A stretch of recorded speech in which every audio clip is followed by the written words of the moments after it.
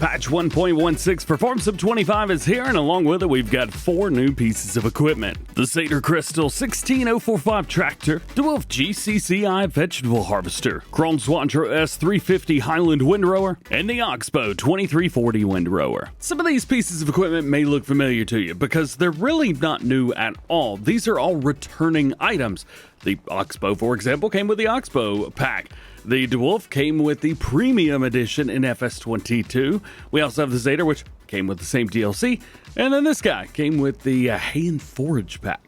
However, if you've never used those, well, these are going to be brand new to you. So we'll check them out, see some customization. This will kind of be like a mod video. First thing on our list today brings us to small tractors. It is the Zetor Crystal 16045, 150 horsepower manual transmission, 195 liters of fuel, gives 15 miles an hour, weighs 5 tons, costs you $55,000. Wheel brands from Trelleborg, Continental, Vredestein, Michelin, Midas, and we have all kinds of different setups. Kind of an interesting fan of the narrow twin wheels. Always have been. Can't explain it. We do have a front weight, which starts adding weight from the bottom and works its way forwards, all the way up to 640 kilograms. Then we have color options. So your main color is going to be either red or blue. Then chassis is going to be either gray or black. And then we have the same thing, well, beige or black there for the design too. And then lastly, we have rim color. So you can change this thing up quite a bit. So it's a good looking tractor. Turn it on here. Nice, nice. Lots of detail. Look very, very good. However, no animations, nothing like that, but I'm sure some modders will probably put some on. Next new piece of equipment is going to be found in Windrowers. Actually, the next 2 will be. This is the Krone Swadro S350 Highland, released with the Hay and Forage DLC for Farm Sub 22. 465 kgs, 30 horsepower, 3.5 meter working with 9 miles an hour, costs $6,500. No customization options. Of course, we will utilize our Zetor to check this thing out. We'll just go ahead and look at the unfold animations. Everything unfolds, and then we drop down. Very, very nice. Does it look like there's any like working modes or anything? Just kind of what you see is what you get. I'm going to give this a try with GPS just to see how it goes. And you know what? Let's go backwards. There we go. There it is. Drop it down. Turn it on. Seems to be working good.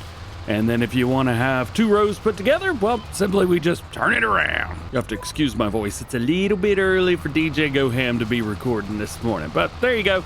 Now you can put these together. It's a little off center, but I think it'd be all right. Now we're back in Windrows for our second one, the Oxbow 2340, released with the Oxbow pack back in Farm Sub 22. This will weigh 8.2 tons, 150 horsepower is required, so we are not using that Zetor. 12 meter working width at 11 miles an hour. We also have Trelleborg wheels, BKT, and Vredestein. Now, if I remember right, this one's a pretty interesting windrow. Of course, I'm a big fan of grassland equipment anyway, so of course I'm gonna like this thing. I vaguely remember me and Clutch doing some pretty dumb stuff with it, with very, very small tractors, but always fun. We'll drop it down. We do have some working modes, so we can go to the right, we can go to the left, but that is it. No down the middle or anything like that, and it does look like that's going to be it. Let's take this again. We'll put it in a steering assist mode so at least we can get an eye. There we go. Yeah, kicking everything right out there. Perfection. Now I think I mentioned the Zetor does have 150 horsepower, by the way, but I'm not going to utilize that today. We'll be good. But this is great because you can actually run like, what is it, 24 meters of a windrow. So obviously we're kicking everything off to the right side now, but if we were to kick it back to the left or maybe even turn around like this, oh, it's missing some. Where's the line? Oh, this one's off center a little bit, ain't it?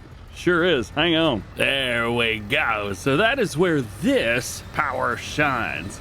We can actually take all of this and just make it one big old windrow. It's not in the center, but it does work. So you are putting both of these 24 meters worth into one swath. Saves you a little bit of time. You don't have to pick up 2 swaths. Still like this thing. I think it's so cool. Let's give her a try just to see. I'm sure it works perfectly fine. It does. However, we do have to get through the gears because we do have that transmission in there to deal with. Yeah, rocking and roll just fine. That only leaves one more in vegetable harvesters, the Dwarf GCCI. This is pretty neat because it is one of the only ones that we've got that holds multiple pallets. Actually, I think it's the only one that holds multiple pallets, so that's pretty cool. All the other stuff, like the Profi here, for example, only holds one pallet right down there at the bottom. This guy right here doesn't even have a pallet holder, so there's that.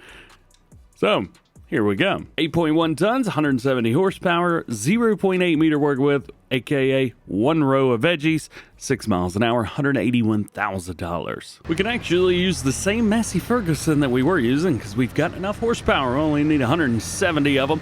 This one's an interesting one. Let's see if we can showcase a few things out here. So we're gonna open it up, unfold. It folds out this piece right here. So now we're good. We're also gonna need to do some boxes. So we've got one button for load boxes, but we don't actually have any yet. So I'm gonna click that buy new boxes button up there and we'll click it. Boom. Do we want to buy 4 of them for 520 bucks? Absolutely. There we go. And now we are full. And now a new button appears. Unload boxes. And the boxes, well, they kick off towards the back. We don't have to do anything. They just unload like that. And they will continue to push each other off. So we will reset this. And now I'm going to click that load button, which is going to kick this bad boy out and then opens it up. And we can actually just pick these up. In Farm Sim 22, yeah, there we go.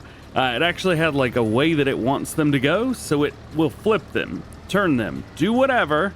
When they get in that little groove, look at that. That's the weirdest thing, man. Very cool. So there's that. And we're off. We're ready to go. Let's go harvest. So we've got a handy dandy field ready for harvest. We're gonna click lower. I'm also gonna kick this thing out as well. Let's see, there we go. And as always, I am a little bit curious on how GPS will work with this. So let's just, I don't know, choose that one. Turn it on and go. And there it is. Loading up the carrots and depositing them into box numero uno down there. When that box is full, it will move over or reverse the belt and kick it over to another box. Oh yeah, by the way, if you're using PC stuff, you cannot cheat this one because it is loading into boxes. It itself does not have a fill time. And that is it. Those are all of your new pieces of equipment that have been released with patch 1.16 for Farming Simulator 25. I do have a video talking about the patch itself, so if you want to check that out, please do. We'll leave a link down below for you guys. If you got any questions, let me know. Otherwise, just hope you have an awesome day. Enjoy playing Farming Simulator. We'll see you in the next one.